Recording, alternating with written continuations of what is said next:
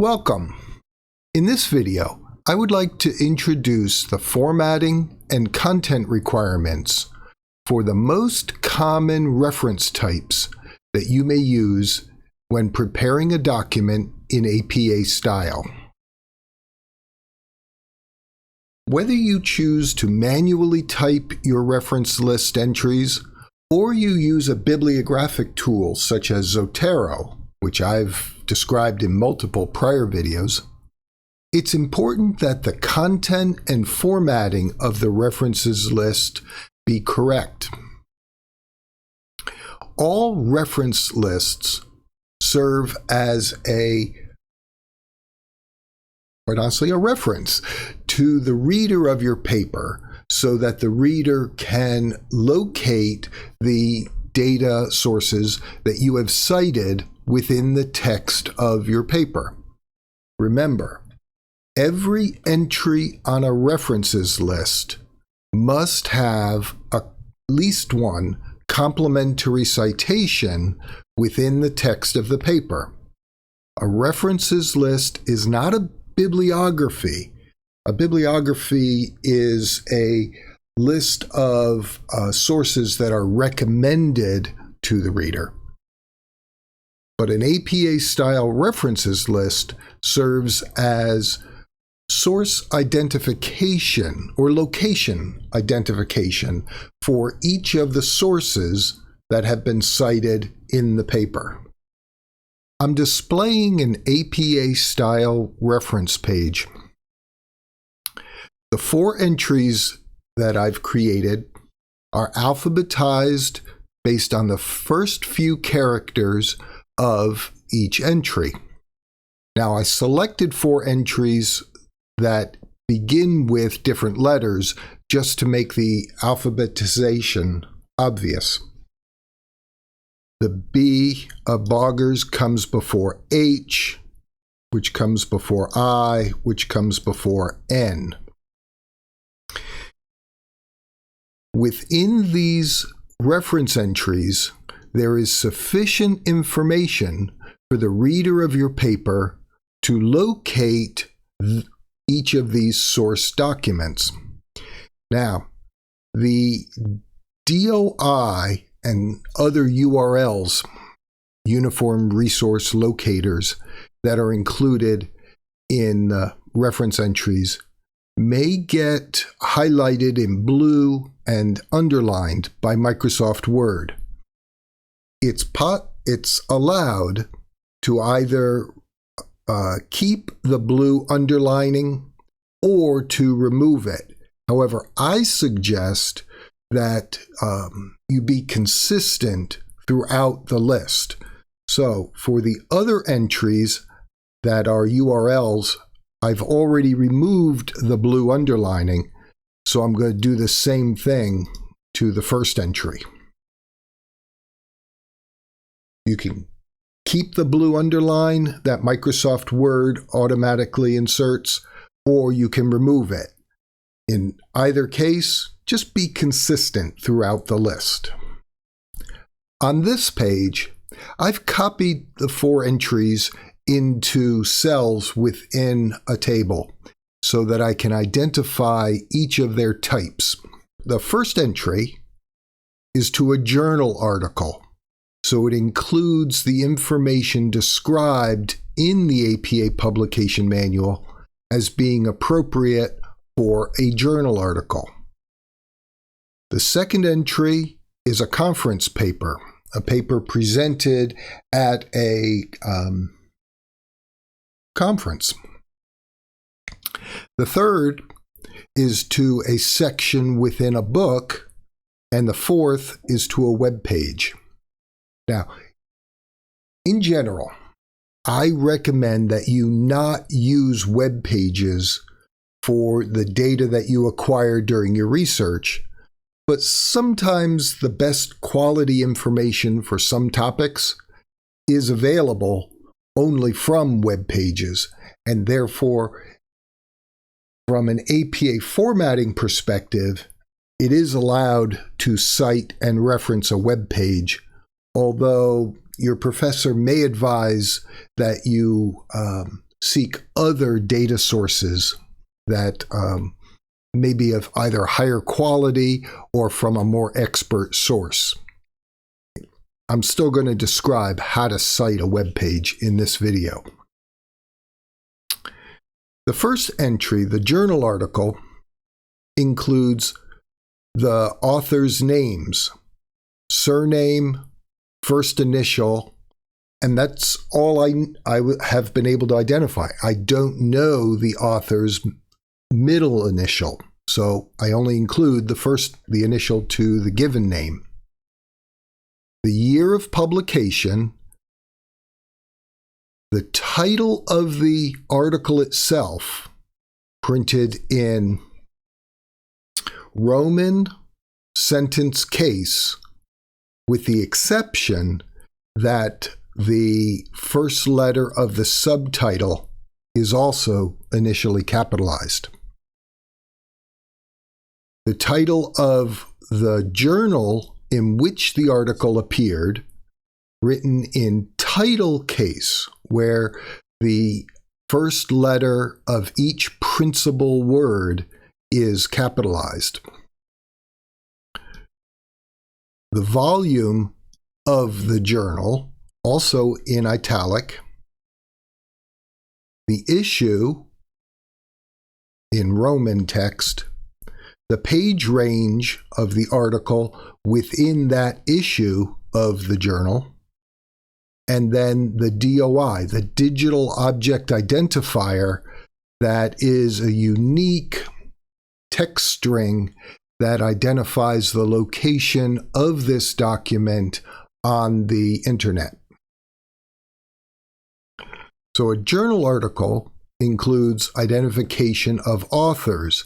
Now, it gets a little weird when there are many authors, so I'll have to refer you to the publication manual of the American Psychological Association for details. But in general, up to about 19 or 20 authors, they all will be listed in the entry.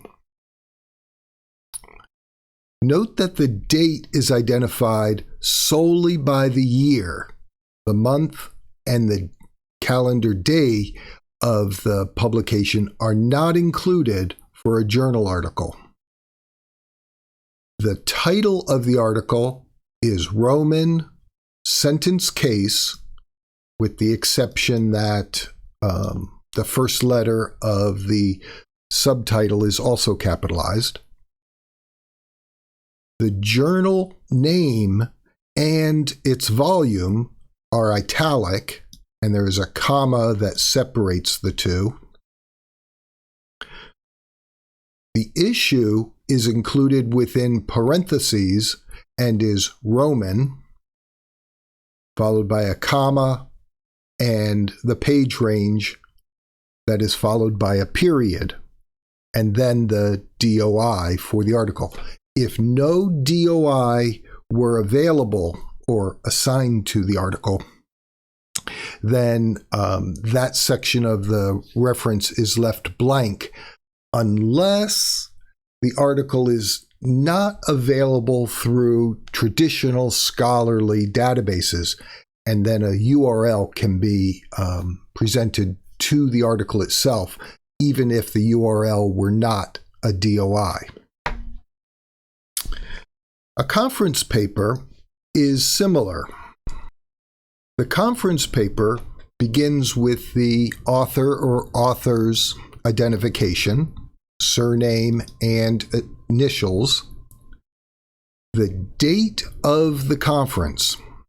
So, for example, the conference at which this paper was presented occurred on February the 26th and 27th, 2019.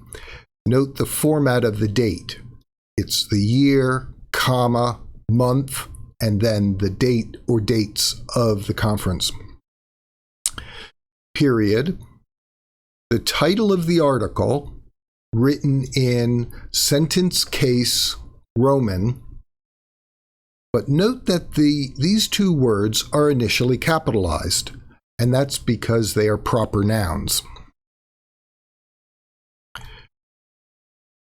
Followed by the title of the preceding document in italic title case, the name of the conference in Roman title case, the location of the conference, and then the DOI for this article that was produced following the conference. A section in a book requires a slightly more complex reference entry. The author of the section is identified, and if you'll note, here I included initials to both the given name and the middle name, the year in which the book was published, the title of the section of the book, identification of the book's editors, beginning with the preposition in, the title of the book in italic, sentence case with the first word of the subtitle initially capitalized. So here I've identified the author of this book section that I read and the editors of the book itself. This book was published in multiple volumes, so I identified in which volume this section was printed, and then the publisher of the book. While it's generally frowned upon to cite web pages in academic papers, it's sometimes necessary to do so. When the human authors of a web page cannot be identified, a group author may be substituted. As in this example, I've identified the National Academy of Sciences as the group author of the web page. Because content on the web is more dynamic than content in formal publications, the full date of the web page should be identified so that the reader of my paper knows that I read the June 12th, 2013 version of the web page. The title of the web page is presented in sentence case italic, and because National Academies is a proper noun, I've initially capitalized each of the principal words within that proper noun. And then finally, a URL to the web page.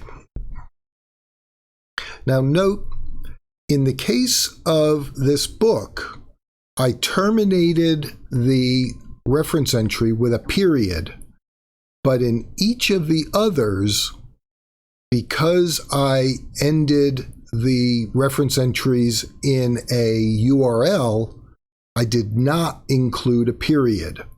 This is important because including a period at the end of a URL, even though the period is included for purely punctuation purposes, could confuse the reader of your document into thinking that the period is part of the URL. Students in my classes most commonly cite academic journals, conference papers, book sections, and occasionally web pages. So I offer these as 4 examples in this video. There are many other types of data sources. They're addressed in the publication manual of the American Psychological Association, and I refer you to this text. I hope that my describing the content and the formatting requirements of these reference entries is helpful to understanding not just the how, but also the why of the requirements for reference entries. Carefully preparing your references is not just good scholarship.